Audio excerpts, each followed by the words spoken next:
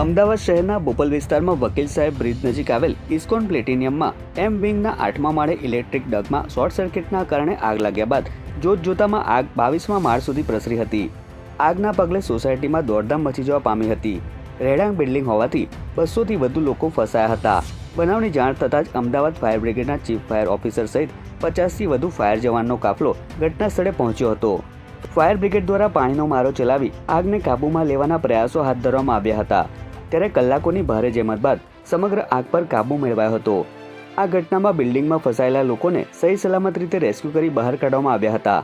આગના ધુમાડાના કારણે ગુંગળામણ થતા 23 લોકોને સરસ્વતી, સાયડસ, એપેક્સ અને સિમ્સ હોસ્પિટલમાં સારવાર અર્થે ખસેડવામાં આવ્યા હતા, જ્યાં સારવાર દરમિયાન મીનાબેન શાહ નામની મહિલાનું મોત નીપજ્યું હતું, જ્યારે 22 લોકો હજી પણ સારવાર હેઠળ હોવાનું જાણવા મળ્યું છે.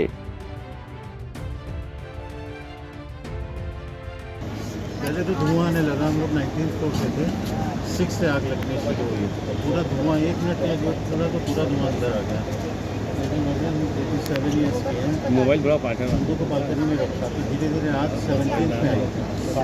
तो फिर और घबराहट हुई. फिर किसी तरह नीचे आए. नीचे मतलब 15th फ्लोर. फिर स्ट्रेचर से छत से यहाँ पर आज रोज ઇસ્કોન પ્લેટિનમ બોપલ સર્કલ પાસે અમદાવાદ ફાયર બ્રિગેડના મેઇન ફાયર કંટ્રોલને કોલ મળતા અમારી નજીકની ફાયર સ્ટેશનની Bopal, Prahladnagar, Bodakdev chief fire officers, additional chief fire officers, divisional fire ઓફિસરની team, 25 responder team fire fighting કરેલ છે.